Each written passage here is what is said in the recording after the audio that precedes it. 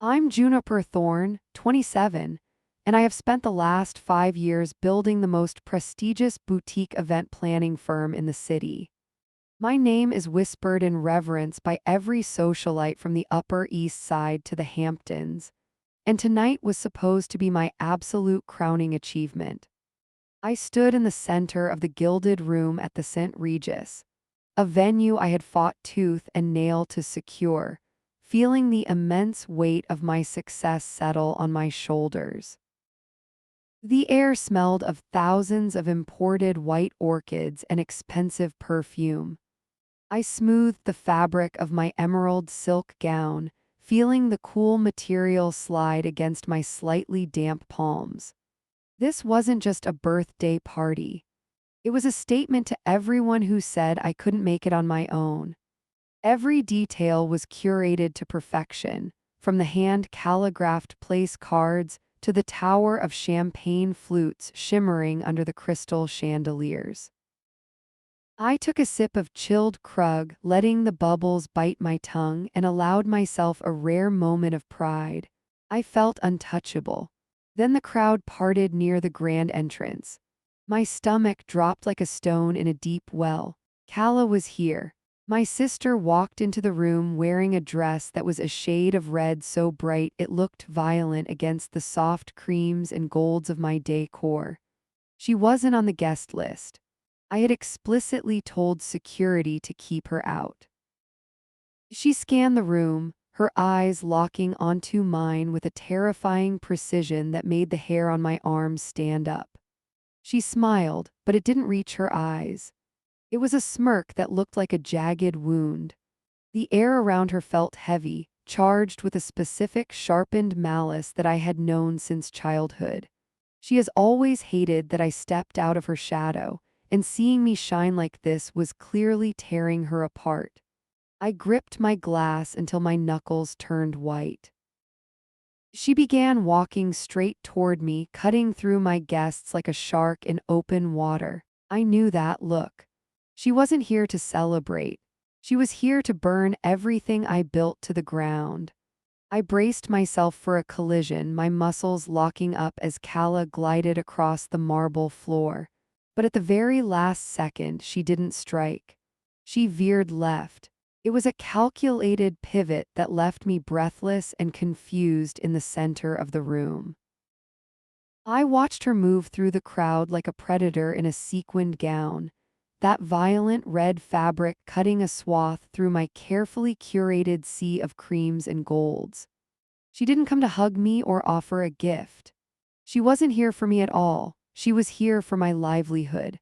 I stood paralyzed as she approached Arthur Sterling, the venture capitalist who had just signed the check that would expand my business into Europe. My heart hammered against my ribs like a trapped bird. I saw her hand, manicured into sharp crimson points, rest gently on his tuxedo sleeve. The familiarity of the gesture made my stomach churn. She leaned into his ear, her lips moving rapidly, a serpent whispering into the garden. I strained to hear, but the ambient jazz and the chatter of 300 guests drowned her out. All I had were visuals, and they were terrifying. Arthur's face transformed before my eyes. The warm, paternal smile he had given me 10 minutes ago vanished. His brows furrowed, his lips pressed into a thin, white line. Then slowly he looked up from Kala's face and locked eyes with me. The look wasn't confusion, it was disgust. It was the look you give a stranger who has just picked your pocket. I felt the blood drain from my face, leaving me lightheaded and swaying in my heels. Kala didn't stop there. She released Arthur and slid effortlessly toward the table where the board of the Manhattan Charity Gala sat. These were the women who held the keys to the city's social calendar. I watched her whisper again. I saw heads turn. I saw whispers propagate like a virus. One of the women covered her mouth with a napkin, her eyes widening in mock horror as she stared right at me. My skin began to crawl. A cold sweat broke out at the base of my spine, sliding uncomfortably down my back.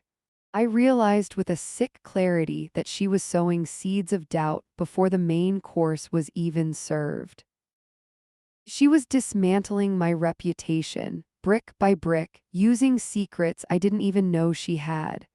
I gripped my flute of champagne so hard I thought the crystal might shatter in my palm, a jagged shard slicing into my lifeline. I felt naked in my emerald gown. Every laugh in the room suddenly sounded like it was at my expense. I had to stop her. I had to move. But fear had rooted me to the spot, forcing me to watch my empire crumble in real time. I desperately needed a lifeline, and for a fleeting second I thought my father was going to be the one to throw it. The gentle chime of a silver spoon tapping against crystal cut through the low hum of conversation, signaling that it was time for the speeches. My father, Richard Thorne, stood up slowly at the head table, commanding the room with the effortless gravitas of a man who had spent 40 years in boardrooms. I watched him smooth the lapels of his tuxedo, his face beaming with a pride that usually felt like sunlight on cold skin. He caught my eye across the room and gave me a subtle, reassuring nod. That small gesture was supposed to be my anchor. I felt my shoulders drop an inch, the tension in my neck releasing just slightly as the crowd turned their attention toward him. He raised his champagne glass high, the golden liquid catching the light of the chandeliers above us. This was the moment.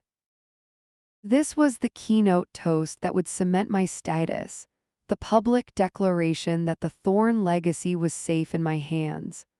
I held my breath, waiting for his baritone voice to wash away the poison Calla had been whispering into everyone's ears. He opened his mouth to speak, but the sound that tore through the gilded room wasn't his. "Stop!" The word screamed across the venue, sharp and violent, shattering the elegant atmosphere instantly. My head snapped toward table 4. Calla wasn't just standing up, she was climbing. I watched in horror as my sister stepped one stiletto onto the velvet seat of her chair, rising above the seated guests like a vengeful deity in blood-red silk. She looked deranged, her hair slightly askew, her eyes wild and blazing with a manic energy that terrified me.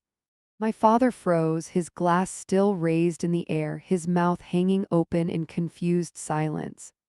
"Put the glass down, Dad," Calla shrieked, her voice cracking with performative desperation. "You are toasting a lie?" Every single face in the room turned toward her. The silence that followed was suffocating, heavy and thick like wool packed into my throat. I felt the blood drain from my extremities, leaving my fingers and toes numb and tingling. "Calla, get down," I whispered, though no one could hear me over the rushing sound of panic in my own ears. She ignored the shocked gasps rippling through the crowd and pointed a shaking finger directly at me. It felt like she was aiming a loaded gun at my chest.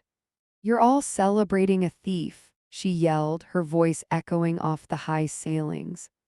"Look at her, standing there like royalty in a dress she probably charged to the company card.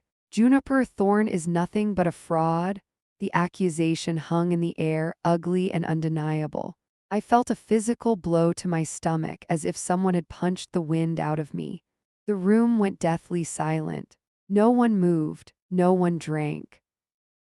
Even the servers froze in place with their trays of hors d'oeuvres, afraid to breathe.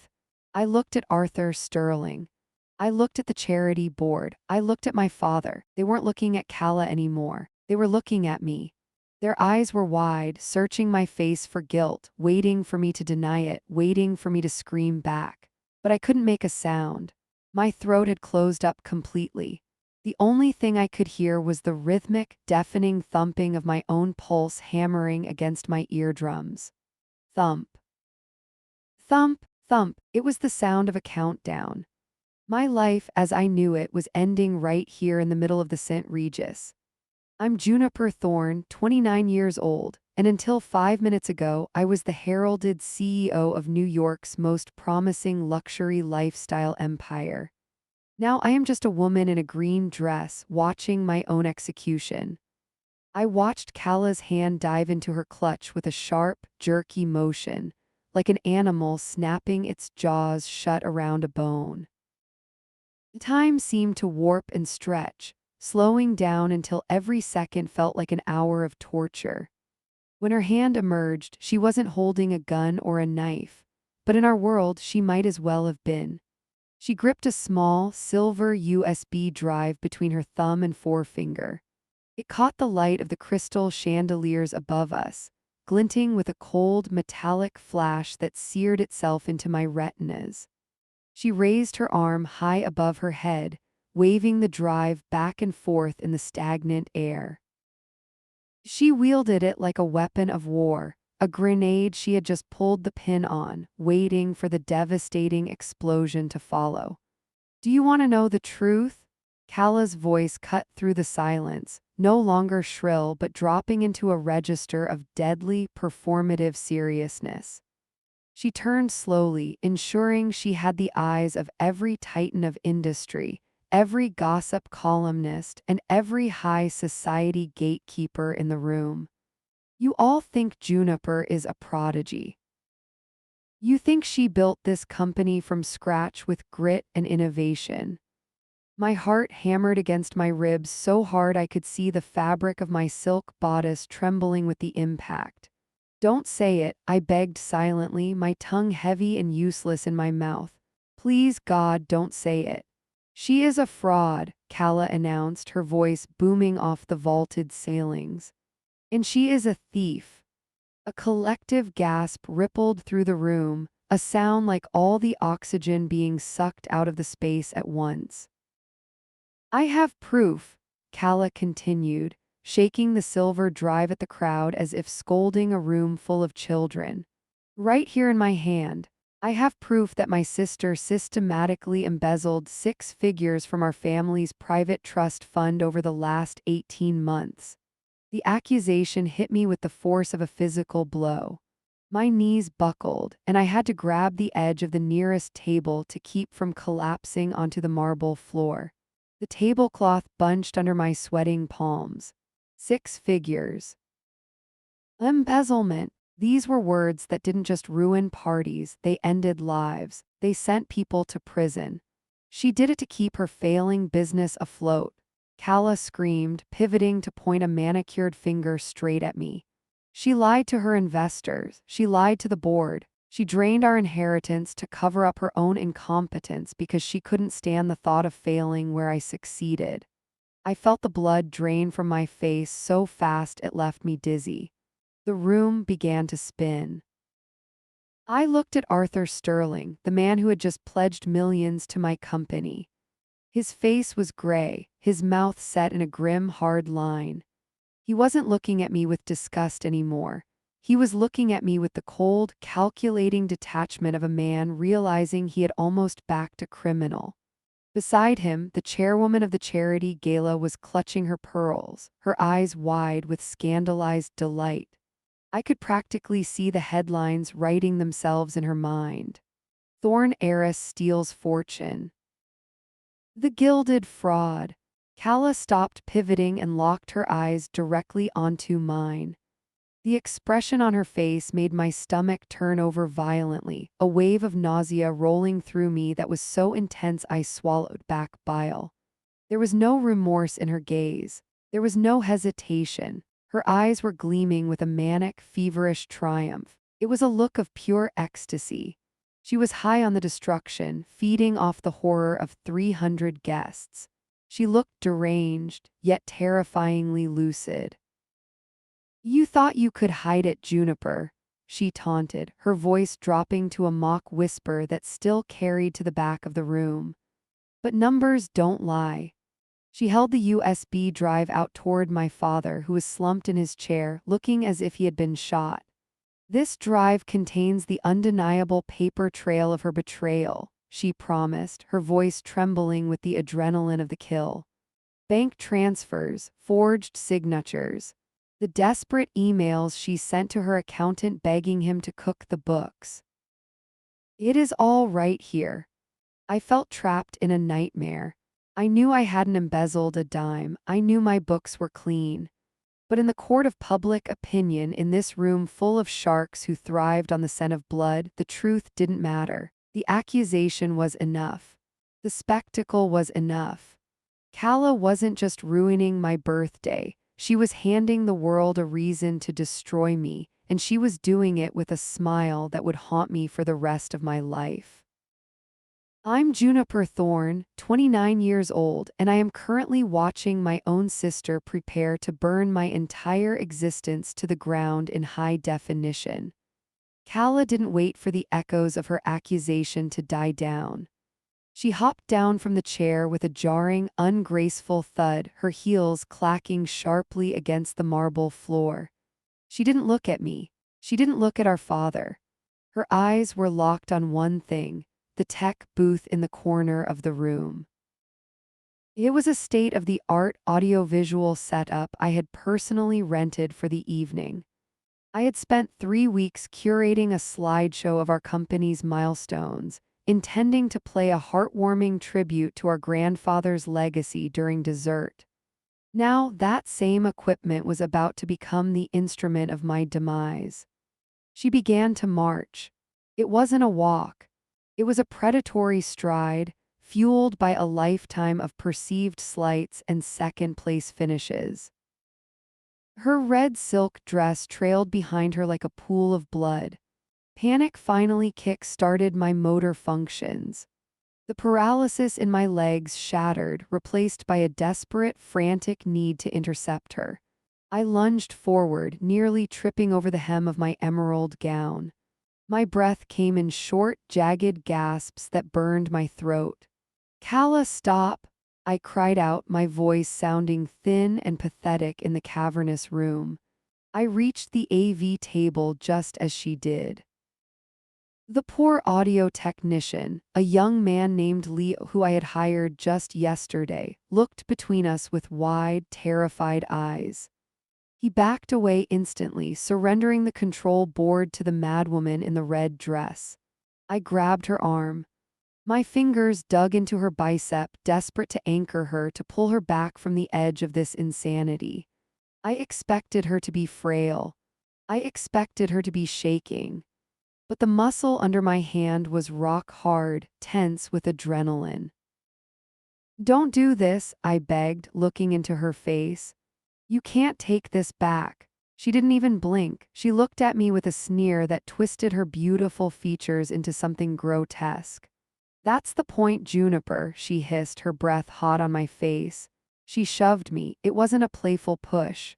It was a violent, full-body check fueled by 20 years of jealousy. I wasn't ready for the force of it. I stumbled back, my heels slipping on the polished floor. I flailed, my hip colliding hard with the edge of the heavy soundboard table. A sharp bolt of pain shot down my leg, but the physical hurt was nothing compared to the horror of what happened next. Kala slammed the silver USB drive into the laptop's port. She hit a key on the console with a dramatic, open-palmed slap. A low, mechanical whirring sound filled the room. It sounded like the hatch of an airlock opening on a sinking submarine. I turned my head slowly, dread weighing down my neck. Above the head table, the motorized projection screen began to descend from the ceiling. It was enormous, 20 feet of pristine white canvas unrolling with agonizing slowness. Whir, click, whir. The sound was deafening in the silence of the ballroom.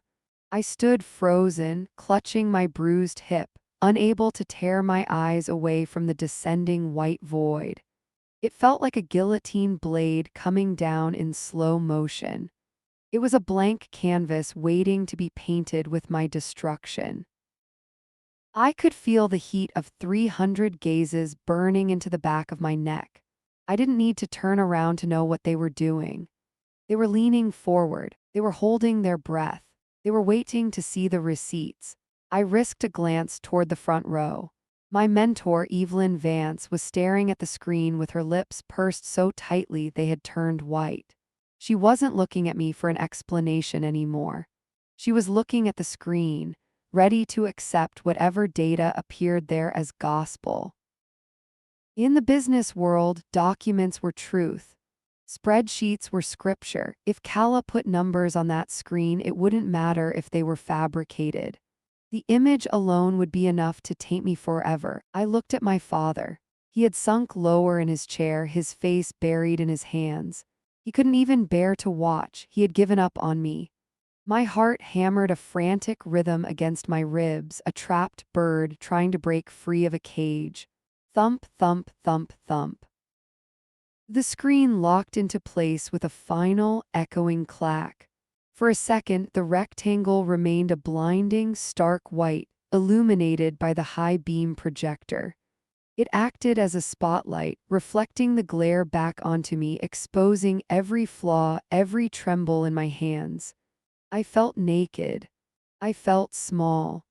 Kala's hand hovered over the enter key on the laptop. She looked up at me one last time, her eyes gleaming with a terrifying finality. "Watch closely, everyone," she announced into the microphone she had snatched from the stand. Her voice boomed through the speakers, distorted and godlike. "Here is the real Juniper Thorn." I closed my eyes. I couldn't breathe. The air in the room had turned to concrete. I waited for the slide to click. I waited for the gasps. I waited for my life to end. I'm Juniper Thorn, 29 years old, and 5 seconds ago I was certain my life was over. But now I'm witnessing the single greatest karmic boomerang in history. I squeezed my eyes shut. I couldn't watch. The hum of the projector fan overhead sounded like a chainsaw revving up against my skull. I waited for the collective gasp of the room as they saw the forged bank statements. I waited for the whispers of thief and fraud to start rippling through the crowd like a contagion. My heart was beating so hard against my sternum that my vision pulsed with black spots. I felt like I was standing on a trapdoor with a noose around my neck, just waiting for Kala to pull the lever. "Look!" Kala shrieked into the microphone, her voice cracking with the sheer, unadulterated joy of ruining me. "Look at the corruption!" She hit the space bar. A loud, digital clack echoed through the sound system. I didn't open my eyes. I couldn't. I just stood there, swaying in my emerald gown, waiting for the impact. But the gasp didn't come. Instead, a confused murmur rippled through the front row. It wasn't the sound of scandalized elites reading financial crimes. It was the sound of 300 people trying to figure out what they were looking at. "What is that?" someone whispered near the stage. "Is that a movie?" another voice asked, sounding perplexed. My curiosity overpowered my terror. I peeled one eye open. The massive 20-foot screen wasn't displaying a spreadsheet. It wasn't showing a PDF of a bank transfer. It wasn't showing a scanned signature. It was a video player. The screen was filled with the grainy, monochromatic gray of a high-definition night vision camera. The timestamp in the upper right corner glowed in stark white pixels. October 14th, 02:14 a.m. That was 3 nights ago. My breath hitched in my throat. I recognized the room on the screen instantly.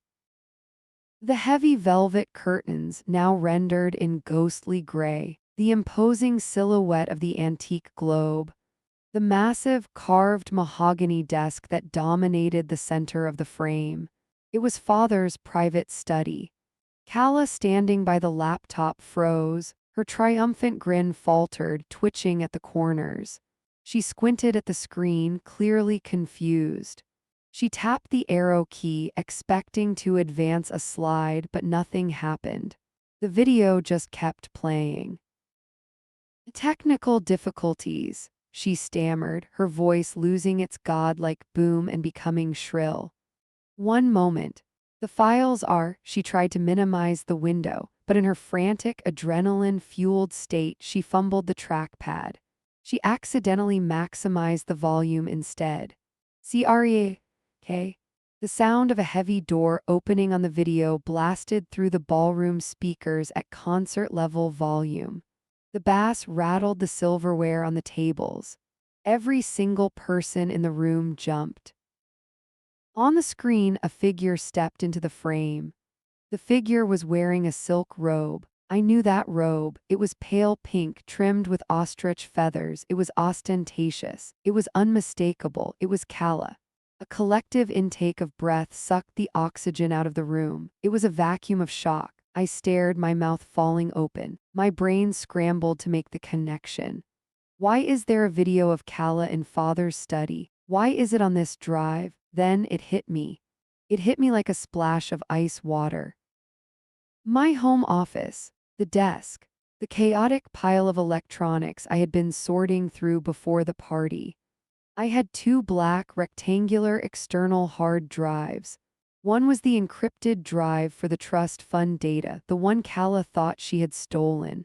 The other was the backup drive for the estate's newly installed, motion-activated security system. They looked exactly the same. She had grabbed the wrong one. "Turn it off," Kala screamed at the audio technician, slamming her hand down on the laptop. But she didn't hit the stop button. She just jarred the connection, making the image flicker briefly before stabilizing in crystal clear 4K resolution. On the massive screen, the giant, spectral version of Kala crept toward the wall behind father's desk. She wasn't looking for a book. She wasn't looking for a family photo. She reached behind the portrait of our great-grandfather and pressed the hidden panel. The wall slid open to reveal the wall safe. The room was so quiet you could hear the champagne bubbles popping in the glasses on the tables. 300 pairs of eyes were glued to the screen. "No," Kala whispered in the real world, her face draining of all color. "No, no, no." On the screen, the Kala in the video didn't hesitate. She didn't need to crack the safe. She didn't need a stethoscope or a drill. She punched in the code with practiced, terrifying speed. Beep, beep, beep, beep. She knew the combination. The safe door swung open. The video Kala reached inside. She didn't pull out documents. She didn't pull out a will. She reached deep into the back and pulled out a thick, heavy stack of cash bands and a velvet jewelry pouch. She shoved them into the pockets of her robe. Then she reached in again and pulled out the leather-bound ledger, the private one father kept off the books. She opened it, snapped 3 photos with her phone, and then shoved it back in. I looked at my father. He wasn't slumped in his chair anymore. He was standing. He was staring at the screen with an expression I had never seen on his face before. It wasn't anger. It was total, devastating heartbreak. He was watching his favorite daughter, the one he had defended for years, the one he had pitted against me, robbing him blind in the middle of the night. The video Kala turned toward the camera as she closed the safe. The infrared light caught her eyes, making them glow white and demonic for a split second. She looked directly into the lens, smirked, and patted the pocket full of stolen cash. Then the video looped. CREA. The door opened again, the spell broke, the silence shattered. "Oh my God," the chairwoman gasped, her hand flying to her mouth. "That's the Emerald Reserve," Arthur Sterling boomed, his voice cutting through the noise. "She's stealing the liquid assets." Kala looked like a trapped animal. She was shaking so violently that the microphone in her hand was rattling against her rings. She looked at the screen, then at the crowd, then at me. Her eyes were wide, rimmed with white, filled with a primal panic.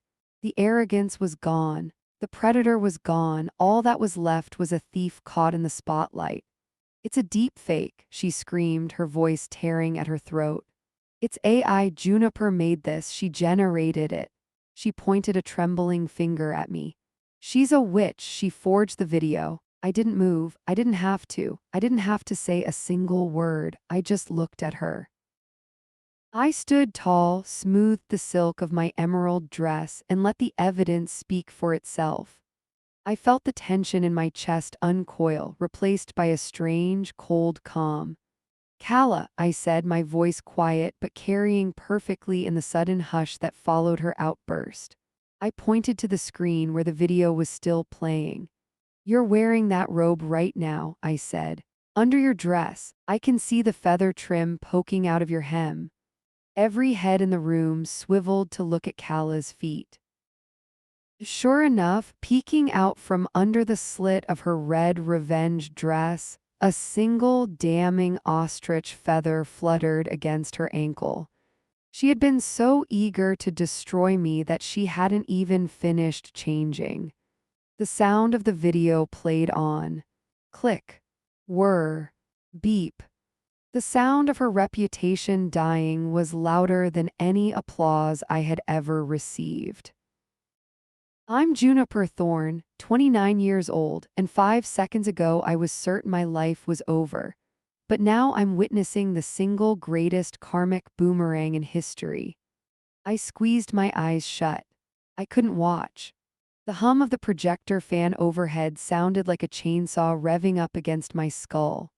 I waited for the collective gasp of the room as they saw the forged bank statements Kala had promised. I waited for the whispers of thief and fraud to start rippling through the crowd like a contagion. My heart was beating so hard against my sternum that my vision pulsed with black spots. I felt like I was standing on a trapdoor with a noose around my neck, just waiting for my sister to pull the lever. Look! Kala shrieked into the microphone, her voice cracking with the sheer, unadulterated joy of ruining me. Look at the corruption! She hit the space bar. A loud, digital clack echoed through the sound system. I didn't open my eyes. I couldn't. I just stood there, swaying in my emerald gown, waiting for the impact. I held my breath until my lungs burned, but the gasp didn't come. Instead, a confused murmur rippled through the front row. It wasn't the sound of scandalized elites reading financial crimes. It was the sound of 300 people trying to figure out what they were looking at. What is that? Someone whispered near the stage. Is that a movie? Another voice asked, sounding perplexed. My curiosity overpowered my terror. I peeled one eye open. The massive 20-foot screen wasn't displaying a spreadsheet. It wasn't showing a PDF of a bank transfer. It wasn't showing a scanned signature. It was a video player. The screen was filled with the grainy, monochromatic gray of a high-definition night vision camera. The timestamp in the upper right corner glowed in stark white pixels.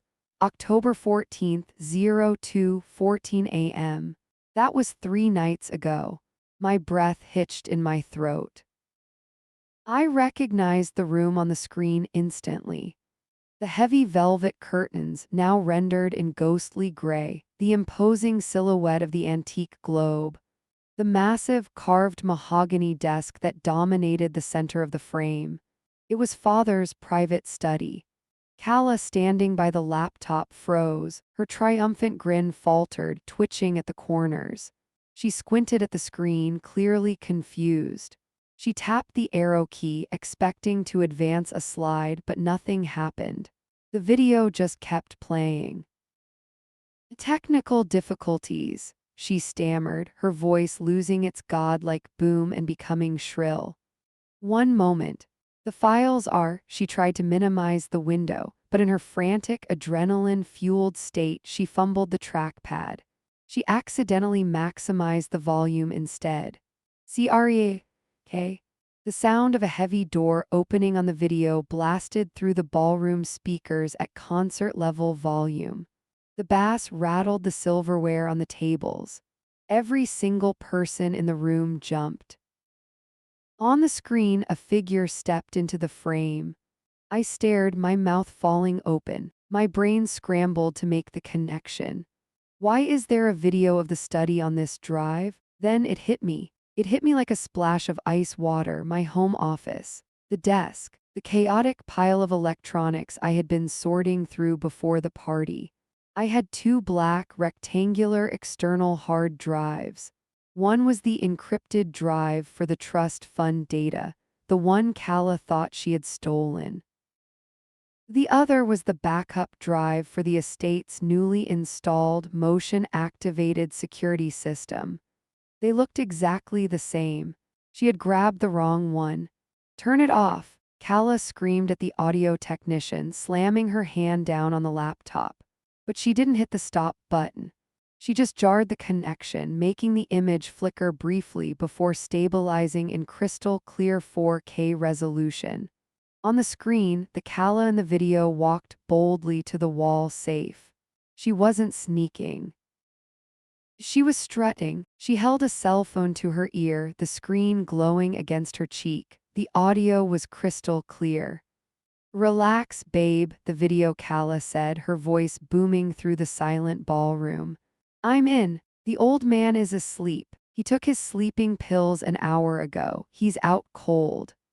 The real Calla let out a strangled noise, dropping the microphone. It hit the floor with a deafening feedback screech, but it didn't drown out the recording. "I'm telling you, it's foolproof," the video Calla continued, laughing as she punched the code into the safe. "Beep, beep, beep. I take the cash, I take the jewelry, and tomorrow morning I plant the transfer records on Juniper's laptop." The safe door swung open on the screen. I looked at my father. He wasn't slumped in his chair anymore. He was standing. He was staring at the screen with an expression I had never seen on his face before.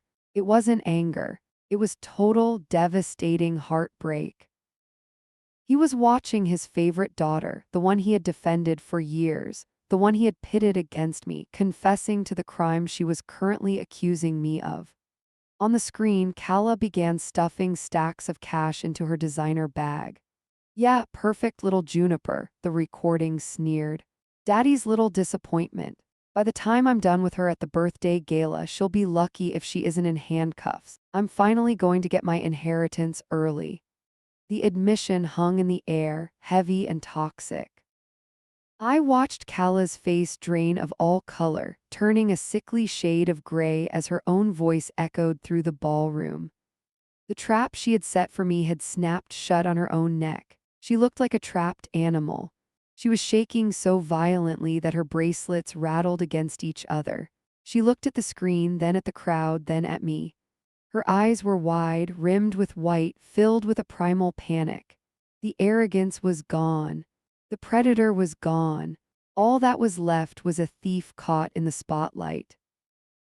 "It's a deep fake," she screamed, her voice tearing at her throat, desperate and raw. "It's AI. Juniper made this. She generated it." She pointed a trembling finger at me. "She's a witch. She forged the video. You can do anything with computers now." I didn't move. I didn't have to. I didn't have to say a single word. I just looked at her. I stood tall, smoothed the silk of my emerald dress, and let the evidence speak for itself. I felt the tension in my chest uncoil, replaced by a strange, cold calm. "Calla," I said, my voice quiet but carrying perfectly in the sudden hush that followed her outburst. I pointed to the screen where the video was still playing. The video Calla was turning to leave the study, the bag of cash heavy on her shoulder. "You're wearing the same bracelet," I said. Every head in the room swiveled to look at Calla's wrist. On the screen, the infrared light caught the distinctive glint of a massive, custom diamond cuff in the shape of a serpent. In the ballroom, under the harsh chandeliers, the exact same serpent glittered on Calla's wrist. It was a one-of-a-kind piece. Father had given it to her last week. Calla choked. She looked down at her wrist, then tried to hide it behind her back, but it was too late. Father walked up the steps to the stage. His movements were slow, heavy, like a man wading through deep water. He didn't look at me. He walked straight to the laptop. He looked at the screen where the loop was restarting, showing Calla entering the room again. Then he looked at Calla. You stole from me, father said. His voice wasn't loud. It was a whisper, but it was the most terrifying sound I had ever heard. And you tried to destroy your sister to cover it up. Daddy, no, listen, Calla pleaded, reaching for his arm. He pulled away from her as if she were made of fire. Don't, he said. Don't you dare speak. I took a deep breath. The air tasted sweet. The weight that had been crushing me for years, the constant fear of her schemes, the need to prove myself, it all evaporated. I watched the screen one last time. I watched my sister destroy herself, and for the first time in my life, I didn't feel afraid. I felt free. I'm Juniper Vale, 24 years old, and for the last decade, I've been the villain in my own family's story, until 30 seconds ago. The silence that seized the ballroom wasn't just quiet. It was a physical weight, heavy and suffocating, pressing down on 300 guests simultaneously. The hum of the projector fan overhead seemed to scream in the void, a mechanical whir that drilled into my ears. I stood frozen in my emerald silk gown, my chest heaving, watching the fallout of my sister's self-destruction ripple outward like a shockwave. Then the sound of glass shattering severed the tension. It came from the head table. I watched in slow motion as my father's hand went slack. His fingers, usually so rigid and controlled, simply gave up. The crystal goblet of Pinot Noir he had been holding didn't just fall. It seemed to dive, striking the edge of the mahogany table before exploding onto the pristine white tablecloth. I stared at the liquid. It was dark, viscous, and moved with terrifying speed.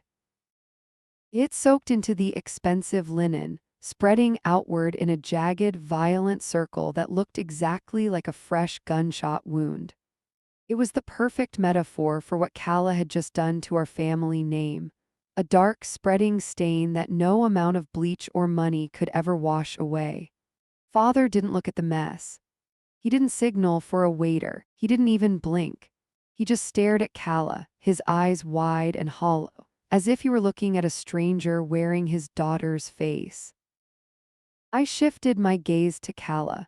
She was standing center stage, the microphone still lying at her feet where she'd dropped it. Her chest was rising and falling in rapid, shallow gasps. She looked like a porcelain doll that had been dropped from a great height, hair slightly askew, eyes manic, the veneer of perfection cracked wide open. "It's a lie," she shrieked suddenly, her voice tearing through the silence. It was thin and desperate, lacking the polished cadence she usually used to charm boardrooms. "Don't look at me like that. It's a setup." She lunged toward the front row, reaching out to grab the arm of Mr. Sterling, the lead investor for the new merger. He was a man she had spent 6 months grooming, a man who had called her a visionary just an hour ago. Mr. Sterling didn't just step back. He recoiled. I saw the visceral disgust ripple across his face. He jerked his arm away from her outstretched hand as if she were coated in something radioactive. He took a full step back, bumping into the woman behind him, creating a domino effect of retreat. "Don't touch me," Mr. Sterling said. His voice wasn't loud, but in the dead silence of the room, it carried like a thunderclap. Calla froze, her hand hovering in the air. She turned to Mrs. Gable, the head of the charity board. "Eleanor, please, you know me." "You know I wouldn't." Mrs. Gable turned her head sharply, deliberately engaging in a whispered conversation with her husband, cutting Calla off with a wall of cold shoulders. It was happening. The social collapse. I watched, mesmerized. For years, Calla had been the sun and everyone else just orbited her warmth. She was magnetic. She was contagious in the best way. But now that magnetism had reversed polarity. The investors she had been whispering to, the socialites she had gossiped with, the family friends who had watched us grow up, they were all backing away. A physical circle of empty space was forming around her, isolating her on that stage. She was no longer the golden child, she was a pathogen. I waited for the panic to hit me. I waited for the familiar surge of adrenaline, the need to fix things, the desperate urge to protect my father from embarrassment.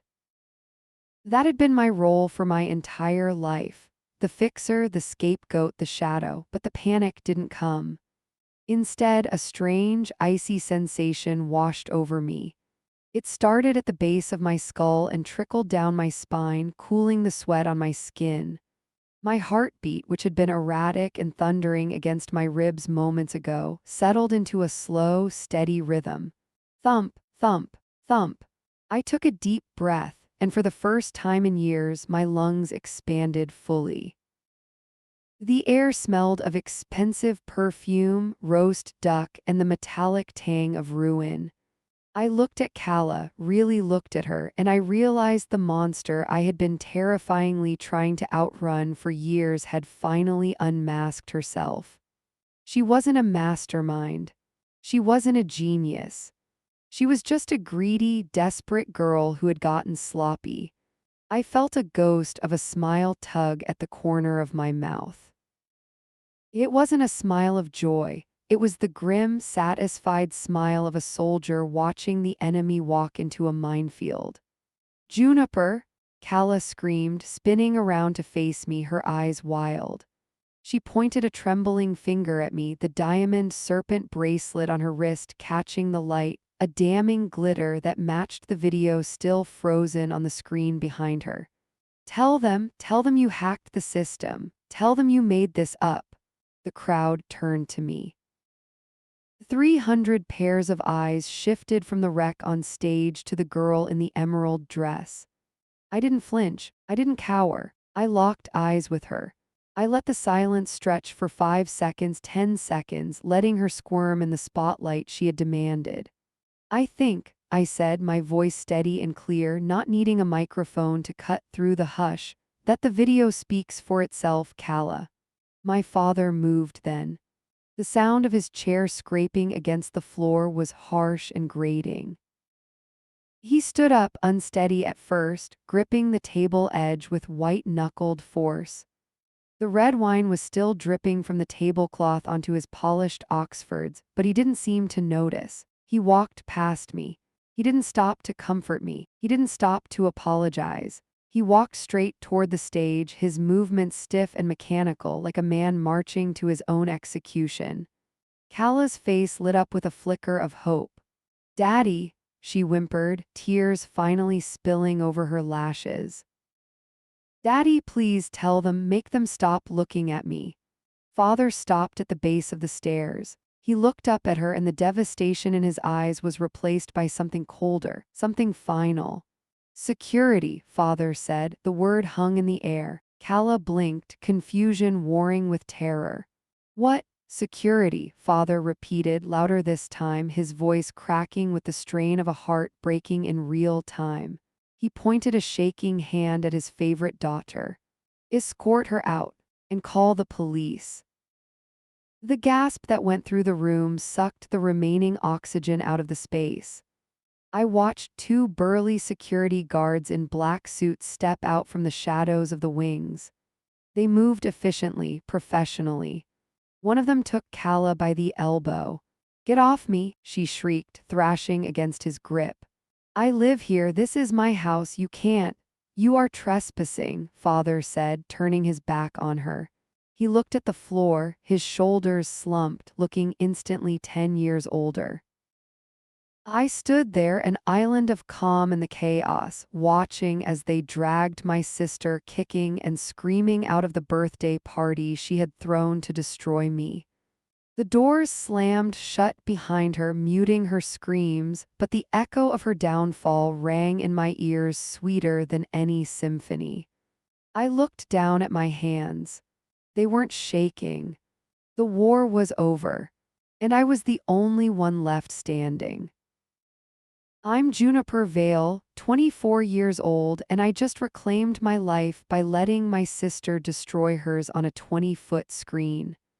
The silence in the ballroom was absolute. A vacuum so sudden and violent it felt like the oxygen had been sucked out of the room. My father's command, "Don't you dare speak," still hung in the air, vibrating with a rage I had never heard directed at anyone but me. Calla stood frozen for a heartbeat, her eyes wide and wet, looking at the man she had manipulated for a decade as if he were a stranger. Then the panic broke her paralysis. She spun around, her expensive heels scraping awkwardly against the stage floor, and lunged for the laptop connected to the projector. "Turn it off," she shrieked, her voice cracking, stripping away the polished, elitist accent she had curated since boarding school. "Someone help me turn this damn thing off." Nobody moved.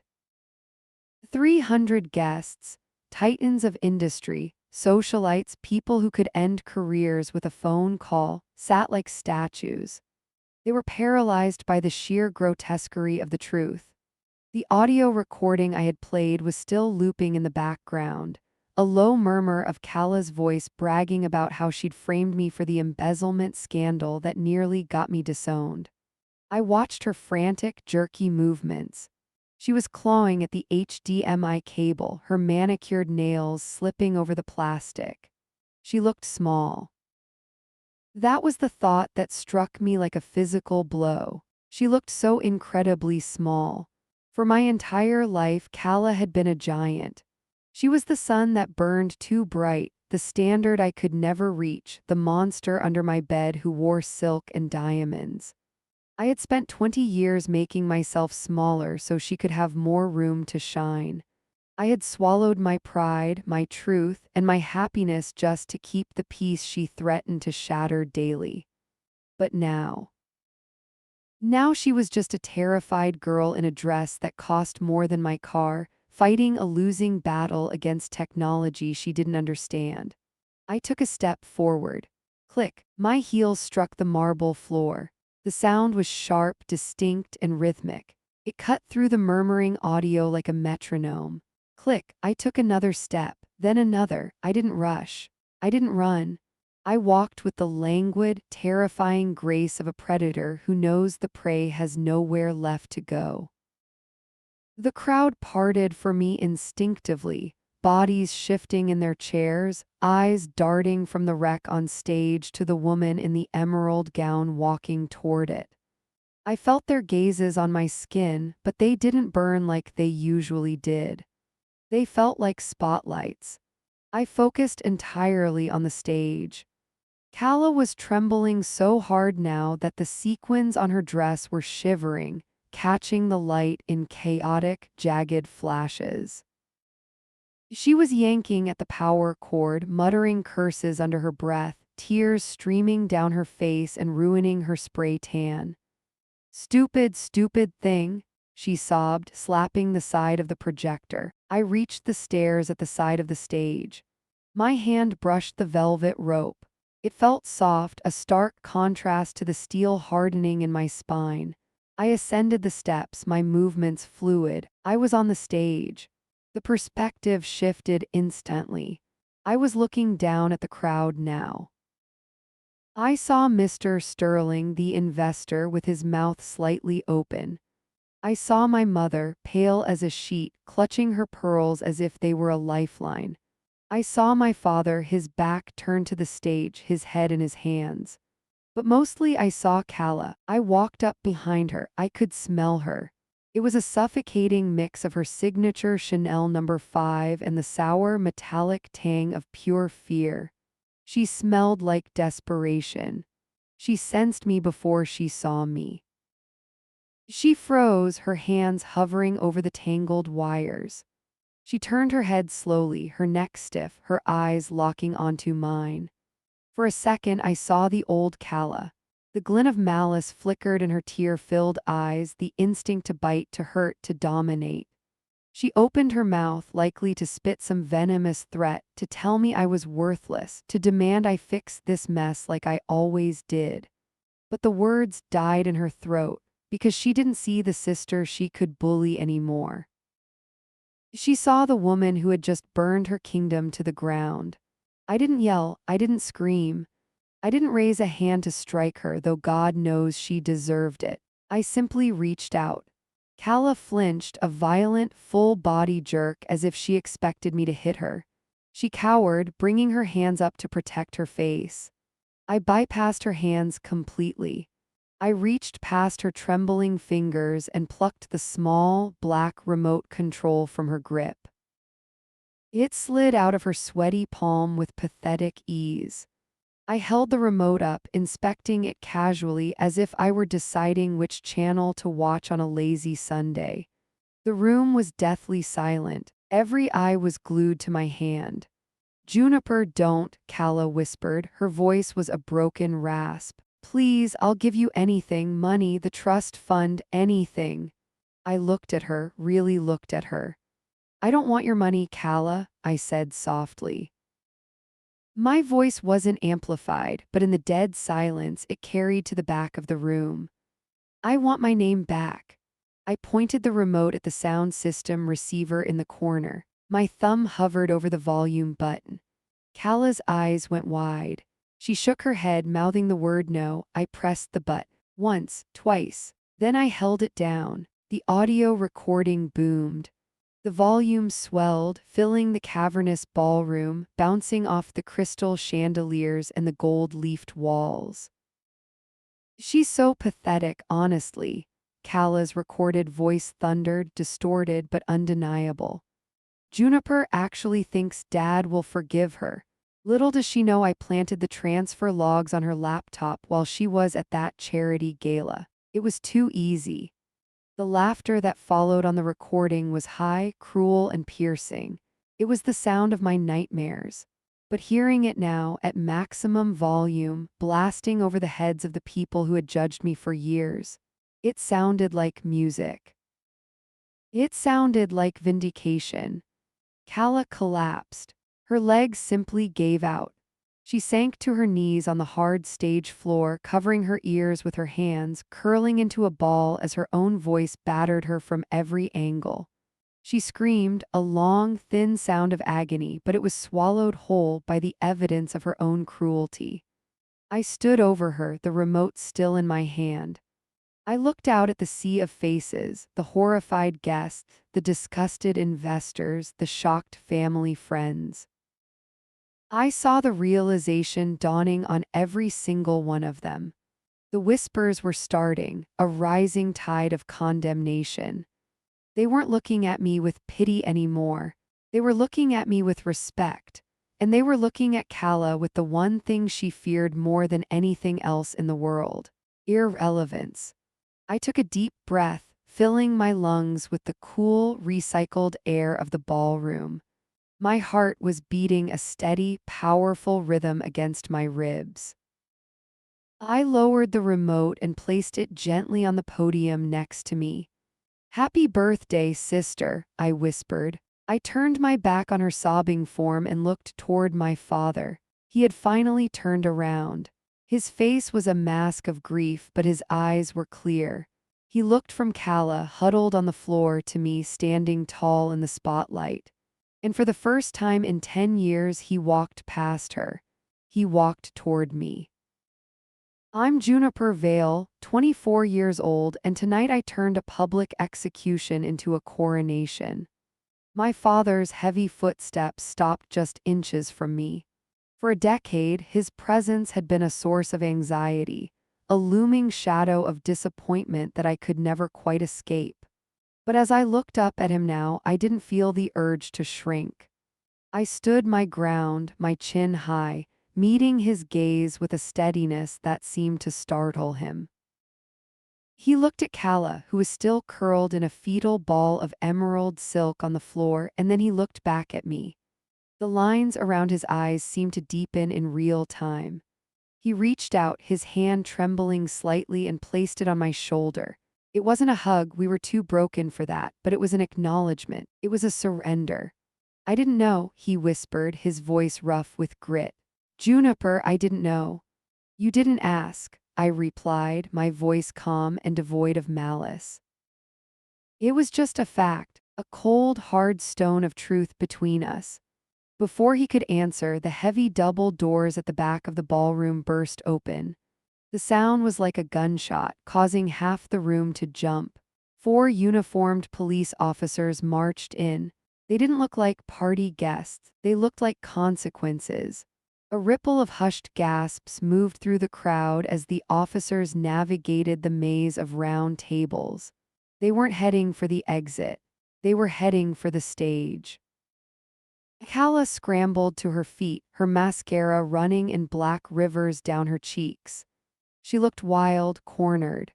"No," she whimpered, backing away until her heels hit the edge of the podium.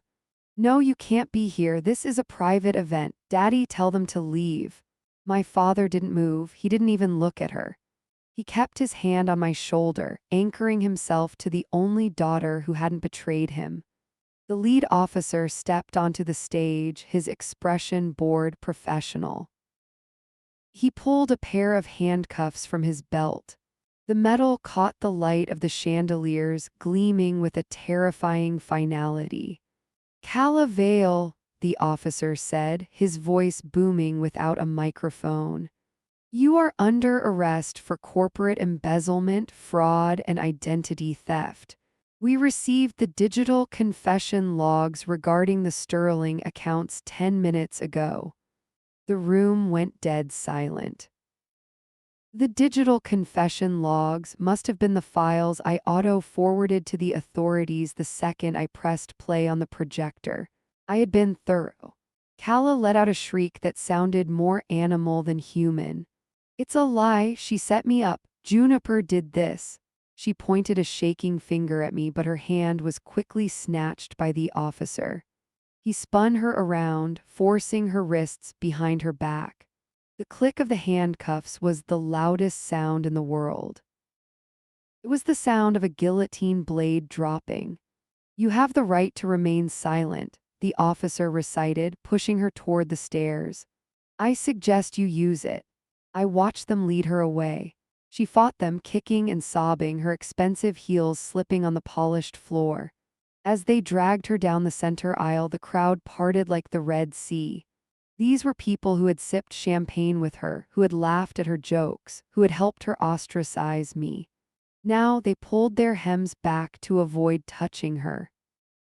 She looked small, she looked pathetic, she looked gone. Just as the doors swallowed her screams, the service entrance to my right swung open. The timing was so perfect it felt divine. A team of 6 waiters emerged, moving in perfect synchronization. They weren't carrying handcuffs. They were pushing a massive gold-rimmed cart draped in white linen. And there, sitting atop it like a crown jewel, was my birthday cake. It was 3 tiers of dark chocolate and spun sugar, wrapped in edible gold leaf. 24 candles flickered on top, casting a warm, dancing glow that cut through the cold, sterile shock of the room. The waiters wheeled it to the center of the dance floor, directly below the stage where I stood. They stopped and looked up at me, waiting. I walked down the stairs. Every step felt different than the ones I had taken up. Walking up, I had been a woman seeking justice. Walking down, I was a woman who had secured her legacy. My emerald dress flowed around me like armor. I reached the cake and stopped. The heat from the candles brushed against my cheeks, flushing my skin. I looked around the room. Mr. Sterling was standing near the front. He caught my eye and gave a slow, solemn nod. It was an apology and a job offer rolled into one. My mother was clutching a napkin to her mouth, her eyes wide with a mixture of horror and awe, seeing her youngest daughter for the first time as a force of nature. The whispers had stopped. The judgment was gone. In the eyes of the 300 people staring at me, I saw the one thing I had craved for 24 years. Respect. They weren't looking at the spare air anymore. They were looking at the survivor. They were looking at the winner. My reputation hadn't just been saved, it had been forged in fire, hammered into something unbreakable right in front of their faces. I looked back at the candles. The flames were mesmerizing, tiny beacons of a new life waiting for me on the other side of this breath. Make a wish, I heard someone whisper in the silence. I leaned in close. The scent of vanilla and burning wax filled my lungs. I didn't wish for peace. I didn't wish for happiness. I didn't wish for love. I stared into the heart of the fire and made a silent vow to the woman I used to be. I will never make myself small for anyone ever again. I will never let anyone dim my light. And if anyone tries to burn me, I will become the fire. I took a deep breath, filling my chest with the air of a room that finally belonged to me. I blew them out. Smoke curled into the air, gray and sweet. For a second there was silence. Then a single clap echoed, then another, then a roar. The applause crashed over me like a wave, thunderous and absolute. It was the sweetest sound I had ever heard.